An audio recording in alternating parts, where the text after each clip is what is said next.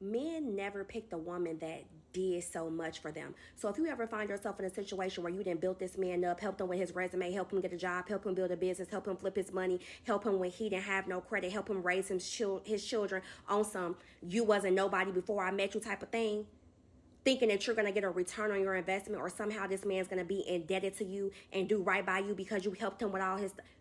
He's not, okay?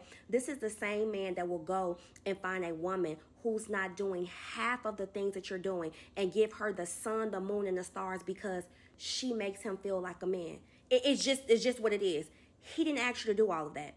And do you think he want to look at you and think like, oh, this woman helped me build my life? He's not your child, right?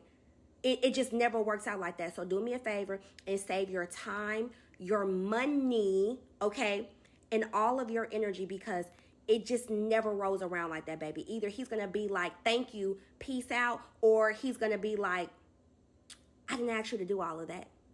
I didn't ask you to do all of that. It is going to be a conflict of interest. So you choose.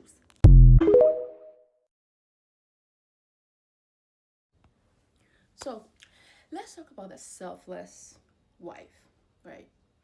Globally, and especially from where I come from as African, we have been cultured to believe that being selfless, not being too much, saying less, being submissive, respectful, not rocking the boat, not causing any type of ruckus is the way to be a good wife.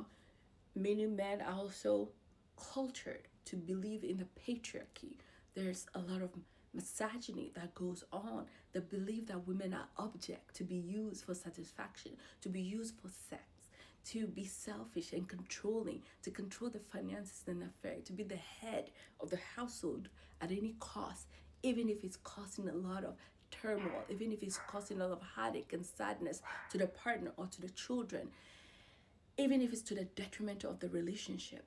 So the selfishness, the running after the next shiny thing, the status chasing, and the fact that patriarchy believe in controlling women, that women are seen and not to really be engaging, that women are supposed to just follow and be able to be respectful and submissive and be more quiet and will not speak up. And if you're gonna speak, I have to be like, really have to go through a law, book an appointment kind of. There's no true partnership.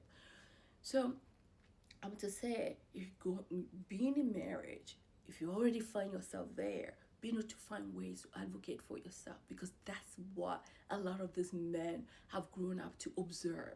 So the patriarchy runs on those mindsets that I just mentioned, from observation, from seeing their dads do it, their uncles do it, their grandparents do it. It doesn't matter sometimes even how you raise them, but if the circles, the environment, the community, the society in which they are being raised, if the boy child is not being taught and really being taught continuously to have these ongoing conversations about how you're supposed to protect and provide and look out and really be flexible in their mindset or idea of 50-50, and being able to, hey, 50-50 is 50, and being able to come to the relationship with the idea that you still also be able to help the partner with household chores, with the heavy lifting of the children. It doesn't just fall on the woman.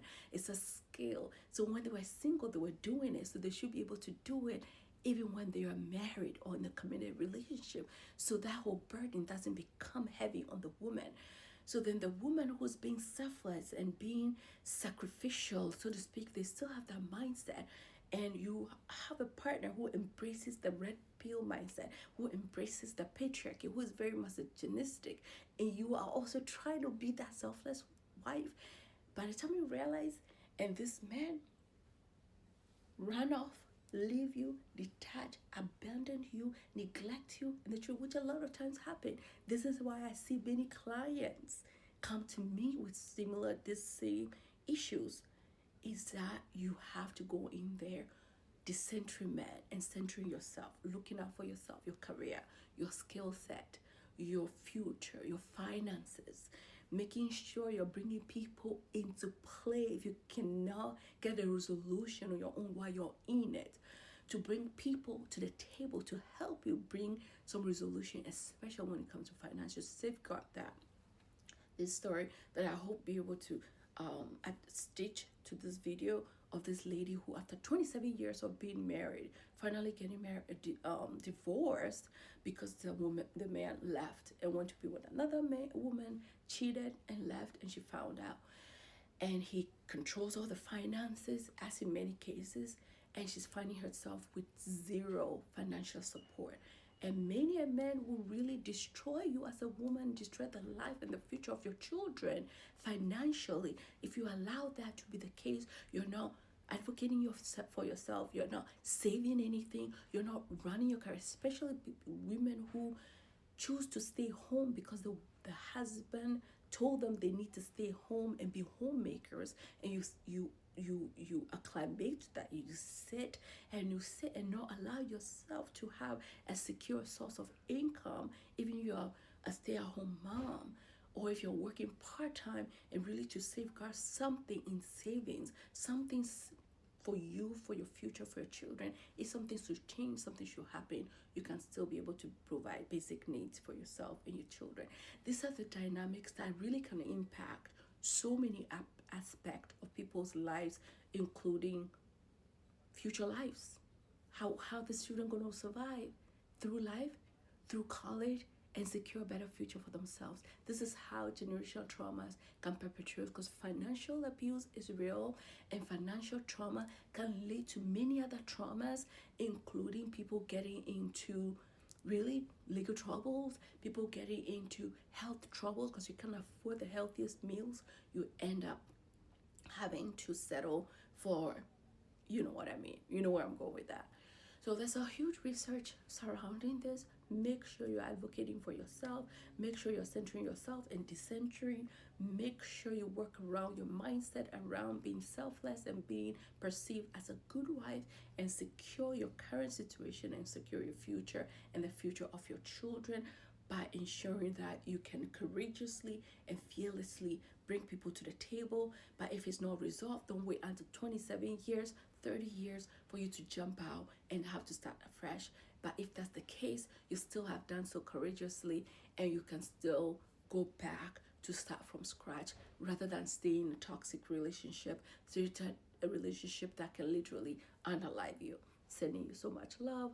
On that note, if you can whip it in your mind, you can whip it as well in your finances while you're in that relationship. Bye. Ladies, don't be that nurturing, naive woman. Don't be it. It's not going to serve you. In the long term, you're the one who's going to be on the losing end. Don't be doing too much in your relationship.